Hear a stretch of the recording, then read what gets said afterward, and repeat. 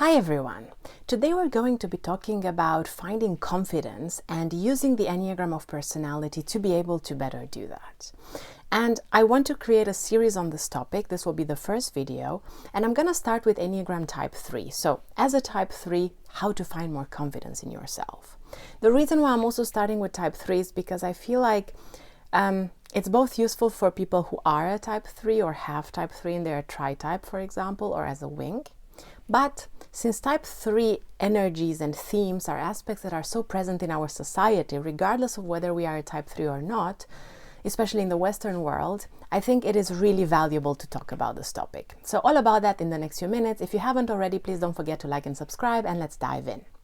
So, what makes Enneagram Type 3 insecure?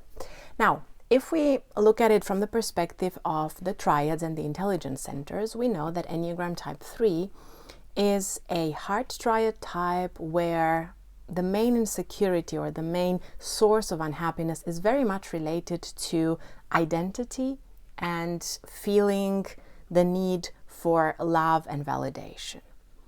And while this is something that all people experience, it is stronger and more painful for the types that are part of the heart triad, types 2, 3, and 4. Now, Type 3, the achiever, is a type that looks for validation primarily through their achievements, like the name suggests. So, oftentimes they can look like they are very secure and confident because they can be very charismatic, they can be very good at talking their way through social situations, they can be quite extroverted, they are quite assertive, they are also part of the assertive group, so they can be quite good at being persuasive and appearing to the world like they have it all together because they are often very hardworking and they put a lot of passion and energy in their projects and in their careers oftentimes.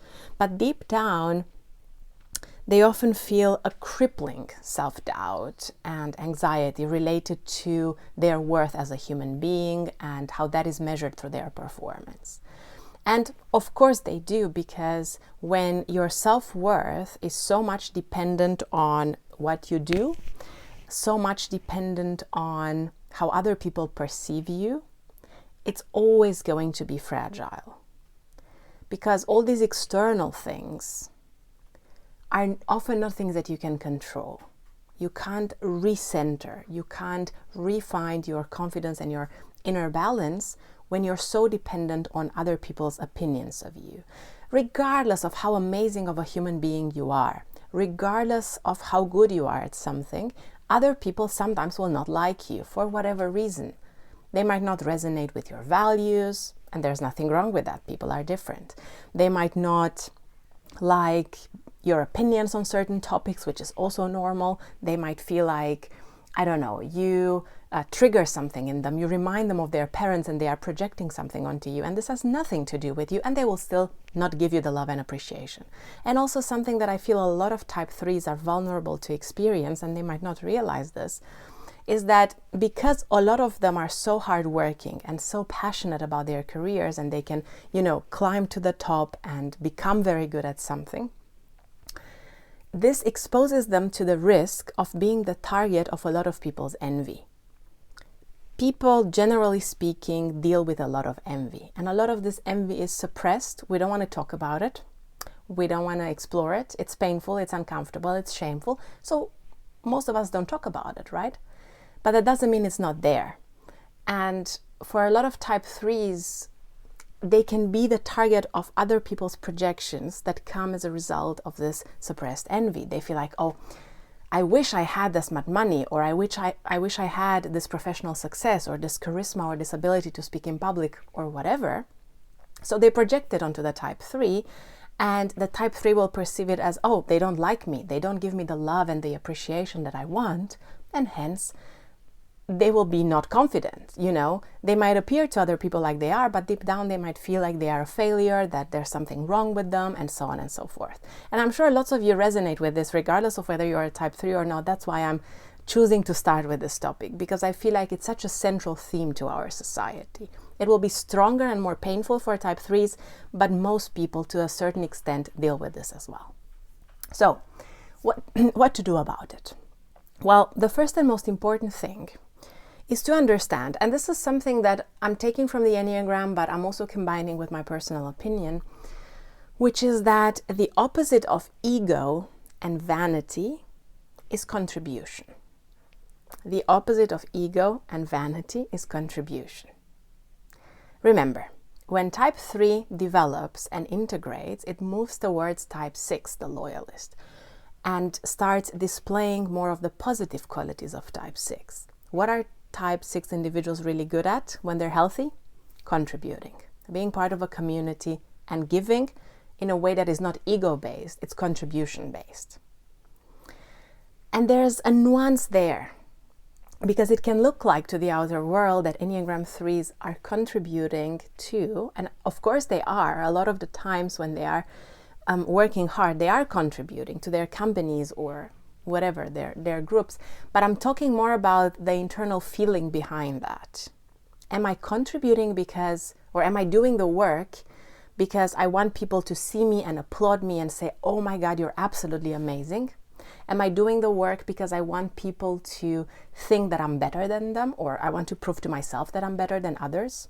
Am I doing the work because I want the social recognition and the status and the power that can come with a promotion or more money? Or am I doing this work because it is connected to my values, it is connected to my vision, it is connected to my true self and what I can really bring into the world? What is it connected to? And this is something that type 3s need to really, really dig deeper into. I recommend all of you do this exercise, but especially type 3s. What do my values say? What do I really care about in the world? What are the things that are really important to me? And the values can be different from person to person, but everyone has values. If you're a TP, for example, it might be a little bit more difficult to connect with your FI and get access to those values, but you have them nonetheless. Everybody does. Maybe you care about love, maybe you care about family, maybe you care about the environment, maybe you care about friendship, maybe you care about independence, about growth, about learning. What is it? What are your 2 or 3 core values? There are plenty of exercises to do that. And by the way, this is also something I support my clients with in coaching sessions. So if you're interested about that, you can also check out the link in the comments below, in the description below. But there are plenty of exercises you can find online that can support you in identifying your values. Once you do that, once you connect to your values, to your vision about your ideal contribution in the world, you start taking action that is aligned with that. And why does this help? Because you can redirect your energy that is, often very transformative and very powerful as a type 3. And rather than fueling so much of that energy into, how can I make people like me? How can I make people applaud me? How can I impress? You switch it up, and this time you start channeling this energy towards, how can I contribute? How can I do something meaningful in this world? How can I support people? How can I support my community? Or whatever it is that you care about. Because even when people won't like you, when you are connected to your mission and your values and your vision, you are much, much less fragile. You're much more robust. You're much more confident because you're connected to yourself. You're not connected to all these external things that you cannot control, and the fact that other people will not like you sometimes. That's something that you'll have to deal with at some point anyway. But you can come back. You can come back, and you can come back. And this is a journey. It's not something that you flip your fingers and overnight it changes. It's a journey. And it starts with understanding this, and then with internalizing this message and doing the work every day. I hope this video was helpful to you. I'm going to continue this series by talking about the other Enneagram types and what are the things that we can do to use the wisdom of the Enneagram in order to be able to transform and become more confident. If you're interested in my coaching sessions, like I mentioned earlier, feel free to check the link in the description below. It will take you to my website. You can read a little bit more and discover whether the self-awareness coaching approach that I take is something that you need. Otherwise, thank you very much for being with me. Thank you very much for watching this video, and see you next time with another video on typology.